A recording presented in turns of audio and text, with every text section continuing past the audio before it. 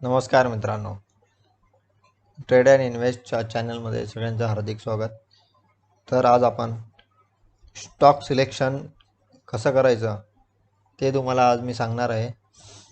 तर आपण आता जाऊया गुगलवरती आणि त्यातून आपण investing.com ही साईट ओपन केलेली आहे. या investing.com वरती तुम्ही लॉग इन करून तुमचा स्वतःचा प्रोफाईल बनवू शकता. हा बघा, हा माझा प्रोफाईल मी बनवलेला आहे विशाल नावाने. तर यामध्ये आपण जे आपल्याला जे आपल्याला स्टॉक्स रिक्वायर्ड आहेत ते आपण याच्यामध्ये टाकू शकतो. ITC टाकला आहे, समजा हा टाकला SBI टाकला, स्टेट बँक ऑफ इंडिया. तर हा स्टेट बँक ऑफ इंडियाचा ग्राफ इथे आलेला आहे. हा चार्ट आपण इंटरॅक्टिव्ह करून त्याला आपण ओपन करू शकतो.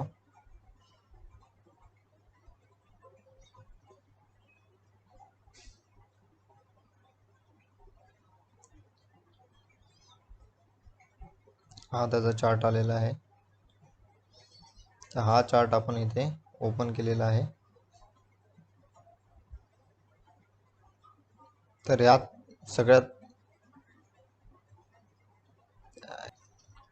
यात आपण बघू शकतो, हा ग्राफ दिसत आहे SBI स्टेट बँकेचा आणि हा आता मी वन डे वरती लावलेला आहे. यात आपण कॅन्डल सुद्धा सिलेक्ट करू शकतो. हा एरिया सिलेक्ट करू शकतो, बार्स सिलेक्ट करू शकतो. त्याचबरोबर हॉलो कॅन्डल्स, हेकेनशी हे आपण सिलेक्ट करून स्टॉक सिलेक्शन करू शकतो. त्याचबरोबर यात पुढे इंडिकेटर्स दिलेले आहेत.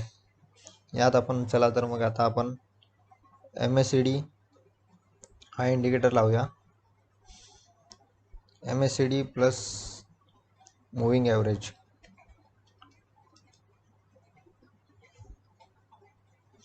मूविंग ॲव्हरेज आपण एक्सपोनेन्शियल लावायची आहे. यात मी 2-3 ॲड करून ठेवत आहे. आता मूविंग ॲव्हरेजच्या इथे बघा, इथे सेटिंग दिलेली आहे. सेटिंग आपण जी आपल्याला हवी ती करू शकतो. मी सध्या 20ची मूविंग ॲव्हरेज करत आहे. यामध्ये कलर आपण पाहिजे तो चेंज करू शकतो. त्यात डार्कनेस वाढवू शकतो. तर पहिला मी केला आहे 20चा मूविंग ॲव्हरेज, दुसरी 100ची मूविंग ॲव्हरेज एक्सपोनेन्शियलवाली,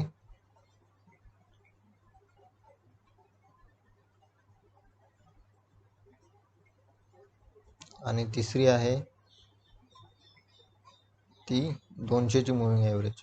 200ची मूविंग ॲव्हरेज ही शेअर मार्केटमध्ये मोस्ट रिलायबल मानली जाते. तर आता आपण बघू शकतो की SBI चार्ट जो आहे तो आता 200च्या मूविंग ॲव्हरेजच्या वरती आलेला आहे. जर आपण त्याला नॉर्मल कॅन्डल्स लावले तरीसुद्धा आपण पाहू शकतो की हा 200च्या वरती आलेला आहे.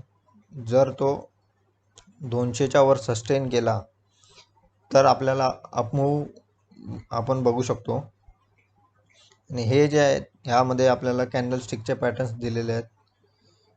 ज्या कोणाला कॅन्डलस्टिकचे पॅटर्न्स माहीत नाहीत त्यासाठी ही साईट ही फार उपयोगाची आहे. तर यात ॲडव्हान्स ब्लॉक बेरिश आणि डेलिब्रेशन बेरिश, म्हणजे बेरिश रिव्हर्सलचा हा साईन आहे आणि त्यात मीडियम रिलायबिलिटी त्याची मीडियम आहे हे सांगितलेलं आहे.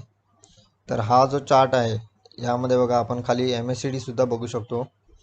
जर ह्या स्टॉक सिलेक्शनमध्ये आपण हे प्रत्येक इंडिकेटर्स हे ह्यामध्ये लावून प्रत्येक स्टॉकच्या चार्ट्समध्ये लावून आपण स्टॉक सिलेक्शन करू शकतो. तर यात बघा कसं MACD हा खालून आता वरती येत आहे. तर या पोर्शनला आपण इथे बाय करू शकतो किंवा या पोर्शनला बाय करू शकतो. हे व्हॉल्यूमसुद्धा आपण बघू शकतो की हे व्हॉल्यूम आता इन्क्रीजिंग होत आहेत, म्हणजे वाढत आहेत. तर जेव्हा वॉल्यूम इन्क्रीज होते आणि प्राईससुद्धा इन्क्रीज होते तेव्हा यामध्ये चांगलं मोमेंटम येतं आणि प्रत्येक स्टॉक जर ह्या कॅटेगरी जर पूर्ण फुलफिल करत असेल तर तो आपल्या सिलेक्शनच्या क्रायटेरियामध्ये आपण वॉचलिस्टमध्ये ॲड करून त्याला बाय करू शकतो. तर आता तुम्हाला मी हे सांगितलेलं आहे, तर ह्याचप्रमाणे याला आपण जर आपल्याला कॅन्डलस्टिक पॅटर्न लावायचे आहेत, समजा सपोर्ट अँड रेजिस्टन्स लावायचं आहे, तर आपण याच्यामध्ये जाऊ शकतो. ह्या ट्रेंड लाईन्स दिलेल्या आहेत, हॉरिझॉन्टल, व्हर्टिकल किंवा कुठलीही आपल्याला जर करायची असेल तर आपण ह्याद्वारे करू शकतो. इथे समजा आपण हॉरिझॉन्टल कॅन्डल लावली, याला आपण कलर सिलेक्शन करू शकतो. यामध्ये सुद्धा आपण आपला थिकनेस व्हेरिएशन हे सगळं कळू शकतो. त्याचबरोबर आपण ही कॅन्डल आपल्याला कुठल्या टाईम फ्रेमवरती पाहिजे किंवा वीकली पाहिजे, मंथली नाही पाहिजे असेल तर आपण ती डिसिलेक्ट करू शकतो. जर मिनिट्स आवरली पाहिजे असेल तर ती आपण त्याप्रमाणे सिलेक्ट करून ठेवू शकतो. तर आता आपण बघत आहोत, ही जी आपण हॉरिझॉन्टल लाईन लावलेली आहे ती आधी रेजिस्टन्सचं काम करत होती. या प्राईजवरती 206 या प्राईजवरती हा रेजिस्टन्स खूप दाखवत होता SBIचा स्टॉक. त्यानंतर त्याने एकदा अपमूव दाखवला, पण तो फेक ब्रेकआउट झाला आणि परत तो स्टॉक खाली आला. परत दुसऱ्यांदा अटेम्प्ट केला, परत खाली आला, परत तिसऱ्यांदा अटेम्प्ट केला,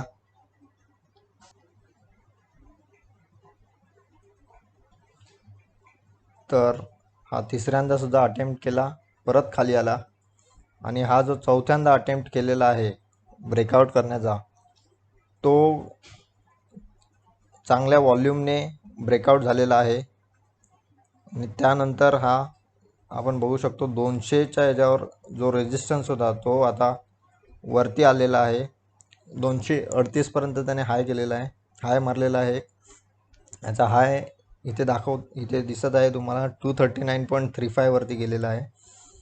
आता आपण त्याचबरोबर तो 200 EMI वरती 200च्या एक्सपोनेन्शियल मूव्हिंग ॲव्हरेजला सुद्धा क्रॉस केलेला आहे. तर आता हा आपण बघूया, हा एक्सपोनेन्शियल मूव्हिंग ॲव्हरेज ह्यावरती सस्टेन केला तर तो आपल्याला चांगलं टार्गेट दाखवू शकतो. हा कदाचित 200-300च्या वरती हा स्टॉक आपल्याला रिटर्न्स देणार आहे. तर चला जर आपण पुढे बघूया की या स्टॉकचं काय होत आहे. तर हा जो आपण पॅटर्न जो आता सिलेक्ट केलेला आहे तो आपण चार्ट पॅटर्नची सेटिंग ही आपण ह्यावरती सेव्ह करू शकतो. SBI MACD हे मी नाव टाकून याला सेव्ह करत आहे. याचप्रमाणे आपण वेगवेगळे स्टॉक्स इथे सिलेक्ट करून याचे जे इंडिकेटर्स आहेत ते मी प्रत्येक इंडिकेटर्स वेगवेगळे लावलेले आहेत आणि ते यावरती सेव्ह केलेले आहेत. तर हा दुसरा इंडिकेटरचा पॅटर्न आहे जो मी आता तुम्हाला सांगणार आहे. तर यात बघा, मी तुम्हाला सांगतो 13चा EMA लावलेला आहे, तर प्लस 48चा EMA लावलेला आहे. हा जो आहे ब्ल्यू कलरमध्ये तो 48चा EMA आहे आणि हा रेड कलरमध्ये आहे तो 13चा EMA लावलेला आहे. तर ह्या स्टॉक सिलेक्शनमध्ये ह्यासुद्धा आपण फक्त आपण जर 2 मूव्हिंग ॲव्हरेजचा क्रॉसओव्हर जरी आपण पकडला तरी पण तो स्टॉक सिलेक्शनसाठी एक चांगला इंडिकेटर होऊ शकतो. तर आपण 13 आणि 48चा EMA आहे तो क्रॉसओव्हरचा एक आपण स्ट्रॅटर्जी पकडूया आणि तीसुद्धा एक आपण बाय करण्यासाठी चांगलं आपण त्याच्यामध्ये चांगले आपण रिटर्न्स त्याच्यामध्ये पण घेऊ शकतो. तर हा बघा, इथे क्रॉसओव्हर 13चा इथे झालेला आहे अराऊंड 1088 वरती HDFC बँकेचा, आणि त्यानंतर त्याने हा खूप चांगला मूवमेंट दिलेला आहे अराऊंड 1400पर्यंत, म्हणजे 400 पॉईंट्सचा 300 पॉईंट्सचा त्याने मूवमेंट दिलेला आहे. आणि हा 10. आता आपण बघू शकतो की हा स्टॉक हा 1400वरून जाऊन आता खाली खाली येत आहे आणि याचं वॉल्यूमसुद्धा कमी होत आहे. तर हा आता सिलेक्शनच्या क्रायटेरियामध्ये नाही आहे आपल्या. तर अशा प्रकारे हे इंडिकेटर्स लावून तुम्ही प्रत्येक स्टॉकमध्ये लावून याचा सिलेक्शन करू शकता फॉर बाईंग. याचबरोबर ह्यासारखे अजून मी स्ट्रॅटजीज तुम्हाला पुढे पुढे सांगणार आहेत. तर ह्या चॅनलवर जर तुम्हाला हा व्हिडिओ आवडला तर तो लाईक करा, सबस्क्राईब करा आणि तुमच्या मित्रांबरोबर शेअर करा, जेणेकरून आपलं चॅनल हे ग्रोथ होईल आणि सगळ्यांना, आपल्या मराठी बांधवांना शेअर मार्केट समजण्यामध्ये फायदा होईल. थँक्यू. धन्यवाद.